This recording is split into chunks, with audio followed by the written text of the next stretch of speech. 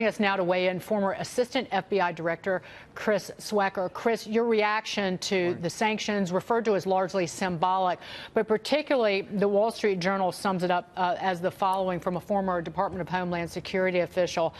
The fact that the DHS and the FBI have attributed attempts to attack and compromise our critical U.S. infrastructure to Russia is, quote, unprecedented and extraordinary. What do you say? I think it's a flea bite to the Russians. I mean, we know for years and years that they export cybercrime, healthcare fraud, insurance fraud. They're trying to attack our electrical systems and develop a strategic capability to shut down our power systems. With the oligarchs, Russian organized crime, the government, you got that unholy trinity there, who have been working at this for years, and frankly, they're not particularly subtle. Tracking the Russian activities like tracking a bleeding elephant in the snow.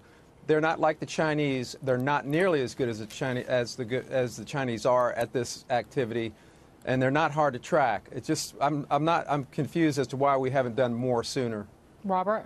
Yeah. Hey, Chris, just to segue a little to former FBI Director Andrew McCabe, I just have a question, and it's kind of yesterday at the White House, Sarah Huckabee called McCabe a bad actor, and that's usually often what we call Vladimir Putin. And so as a former FBI, I was appalled by it, but I wanted to get your view on how you felt that, someone that gave 20 years of service to our country is being called a bad actor in the White House.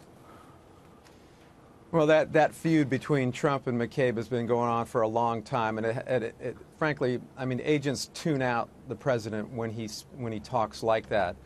But I will say that in my career, in 25 years with the FBI, we saw many OPR, Office of Professional Responsibility investigations, come down, and one of the things that you can't do during an investigation is lie. That is an automatic firing.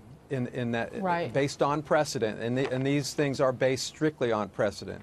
And I'm sure Deputy Director McCabe has signed off on firings for that very thing. So one of the things that bothers agents on the street is to see them held accountable, but not executive level people in the FBI held accountable when they do this. Chris, I want to point that out and follow up on that. Despite any kind of harsh language out of the White House, the recommendation to fire Andrew McCabe does not come from President Trump. It doesn't come, as the Wall Street Journal editorial page says, Russian bots. It is from the FBI's Office of Professional Responsibility, based on the Inspector General at the Department of Justice saying that McCabe authorized the disclosure of sensitive information to a Wall Street Journal reporter about the investigation into the Clinton Foundation, and then lied to IG investigators about it. Is this an important step? If indeed he does get fired, as the Office of Professional Responsibility recommends, does it help clean up the reputation of the FBI, which is critical for agents to go out and do their jobs? It is a very serious step for an FBI agent to lose their retirement. And by all accounts, McCabe's service, up until the time he got to the 7th floor at FBI headquarters, was exemplary.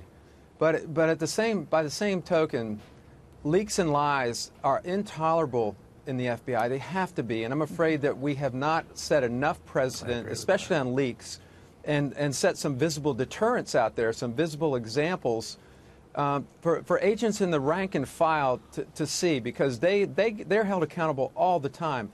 An FBI agent that lies cannot sit on the witness stand, and they cannot testify. They're ruined, as their effectiveness is pretty much neutralized as an agent. It should be the same at the FBI agent executive levels. Chris, it was great to see you. So much to discuss. Please come back soon. It's always a pleasure, always informative. Thank you.